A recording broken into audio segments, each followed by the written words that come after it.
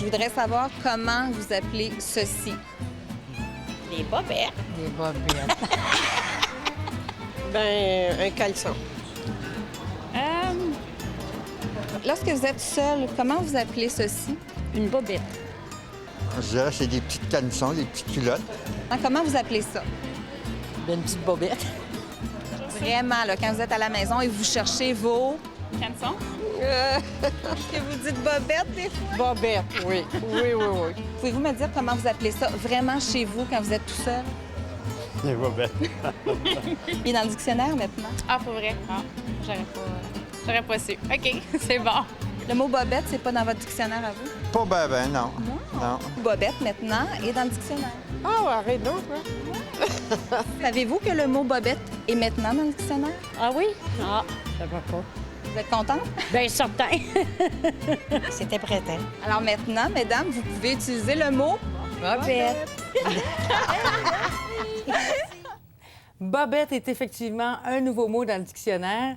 Guy Bertrand, bienvenue à C'est ça la vie. Merci. Vous allez être notre conseiller linguistique pour la saison. On va parler des mots qui font partie de notre vie. Hein? Puis de quelle façon vous allez Oui, ben aborder on ça? va parler des mots en général. Ce ne sera pas compliqué. On ne va pas faire des cours de français compliqués de genre universitaire. Là, on va s'amuser beaucoup avec les mots. Disons qu'on va jouer avec les mots. C'est gênant hein, de parler devant vous. Est-ce que tout le monde vit ça avec vous? Oui, malheureusement. J'ai peur de faire une J'en faute. souffre beaucoup. C'est vrai? Oui, puis généralement, ce que je fais, je vais faire un gros anglicisme. Je vais dire « checkez-vous parce que je vous watch ». Je vais dire quelque chose comme ça pour détendre l'atmosphère parce que c'est vrai, il y a des gens qui m'appellent parce que je suis très disponible. Les gens peuvent m'appeler, il n'y a pas de problème. Et ils sont souvent gênés de me parler. Pour quelle raison, je l'ignore. Là. Il n'y a pas de raison en principe, là, mais bon. Alors, Guy, pour en revenir à nos bobettes, Oui. ce mot-là vient d'où exactement? J'ai cherché pendant des années à trouver la solution à cette énigme-là et je n'ai pas trouvé. Personne ne le sait. D'ailleurs, dans le dictionnaire Robert, où le mot figure cette année, on a mis « origine inconnue ». On n'a pas précisé l'origine. Les origines des mots sont souvent... quand on fait l'étymologie des mots, on s'aperçoit des fois que ça vient d'un vieux mot français ou d'un mot latin même. Dans ce cas-là, on n'a aucune preuve que c'est ça. Donc, on ne peut pas aller vers les vieux mots français. On ne peut pas non plus aller vers l'anglais tellement. Parce que certains ont dit, c'est peut-être Bob. Quelqu'un a déjà dit que Bob, c'était une sorte de sous-vêtement. Je n'ai trouvé ça nulle part. Ah, Si donc quelqu'un on- a trouvé ça, dites-le moi. Moi, je ne l'ai pas trouvé. Et il y a une autre possibilité. Ça peut être que ça pouvait, à une certaine époque, être une marque de commerce. Il y avait les tonnettes pour les cheveux, Oui, mais il y a les les bobettes bobettes. pour les... Ça aurait pu être ça, mais on ne sait pas, on n'a aucune preuve de ça. Et le problème, c'est que c'est de la tradition orale. Étant donné que la langue écrite est toujours d'un niveau supérieur, un niveau de qualité supérieure, bien, ce qu'on a des écrits du passé ne mentionne pas ce mot-là, puisque c'est de la tradition orale. Exactement. Alors, c'est plus difficile de s'y retrouver. Donc, ce mot va se retrouver dans le Petit Robert 2013 Oui. avec plein d'autres Ben, il nouveaux est là, mots. en fait, il est déjà C'est ça sorti, dont là. on va parler tantôt, Oui. des autres mots. Comment ça fonctionne pour que vous faites partie du comité des gens qui... Oui, en fait, c'est compliqué. C'est que le comité, c'est en France. La Maison Robert de Paris a un comité de lexicographes, de linguistes vraiment qualifiés qui font un travail de dépouillement. C'est-à-dire qu'ils vont lire des romans qui viennent du Canada français, ils vont lire des journaux, des choses comme ça. Ils vont prendre des mots qui les intéressent pour pouvoir les inclure dans le dictionnaire. Mais ils sont limités du point de vue de l'usage du mot, puisqu'ils ne vivent pas au Canada.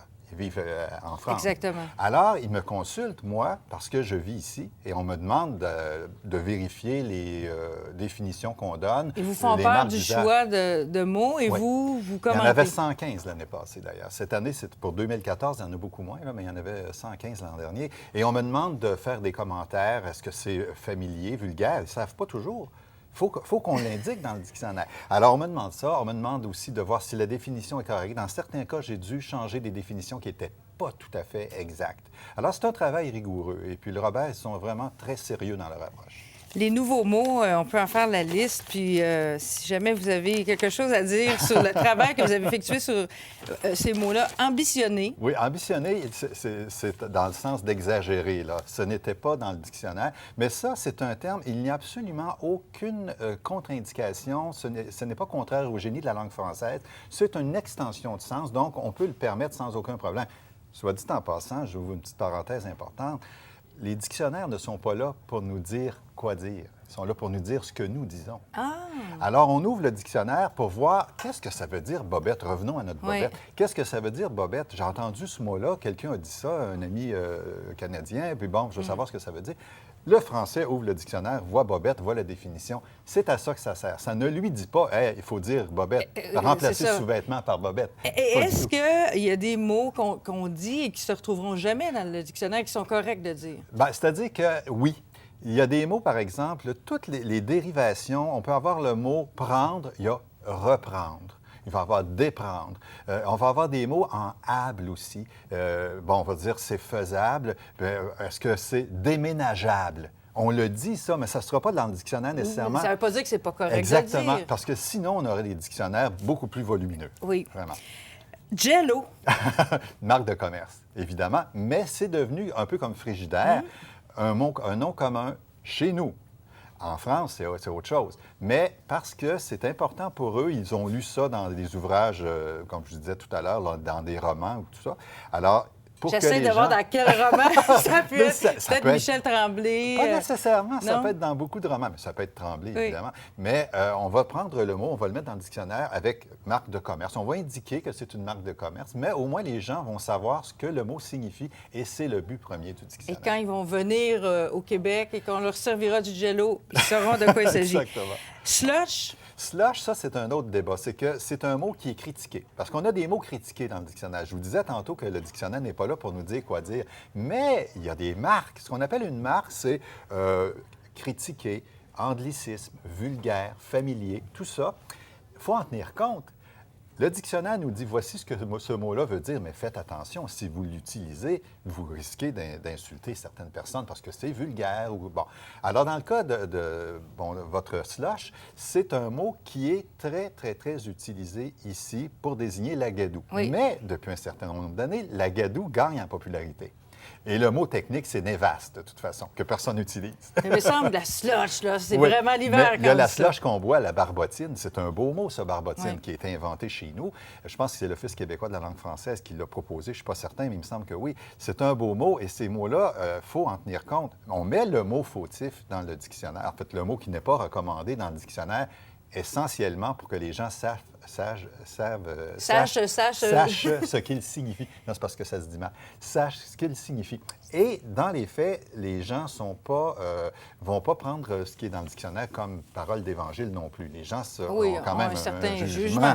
Alors, on sait bien que slush, ce n'est pas recommandé, mais pour savoir ce qu'il signifie, on peut le trouver là. Je suis très contente que ce mot-là se retrouve dans le dictionnaire parce qu'on l'utilise abondamment, les filles. Chum. Chum, Mon oui. chum. Encore là, il est critiqué. C'est un anglicisme, mais c'est pour donner une indication de ce que le mot signifie, parce que là encore, on ne peut pas traduire l'anglais. Si vous regardez en anglais ce que chum signifie, c'est un copain. Alors que nous, les femmes l'utilisent pour parler de leur compagnon de vie. Les hommes aussi, Oui, qui ont des compagnons, conjoint. vont dire chum, mon chum, j'ai laissé les clés à mon chum ce matin. Bon, alors ça, c'est une façon de parler qui est propre à chez nous, et ce n'est pas vraiment le mot anglais dans son sens anglais, exactement. Ça peut être ça dans certains cas, mais ce n'est pas toujours. Donc, il faut le préciser dans le dictionnaire. Et on sait pourquoi on vous a choisi, le Robert vous a choisi. Parce que je suis chanceux. Je suis privilégié, oui. Parce que j'avais déjà des rapports assez étroits avec Robert Paris. En fin de compte, c'est que je ne fais pas la promotion des dictionnaires Robert, je fais la promotion des bons dictionnaires, mais comme Robert, c'est un bon dictionnaire, voilà. Et mon nom revenait souvent, et puis on m'a présenté quand Marie-Hélène Driveau, qui est la directrice du projet des mots hors France, dans le Robert, est venue au Québec, on me l'a présenté.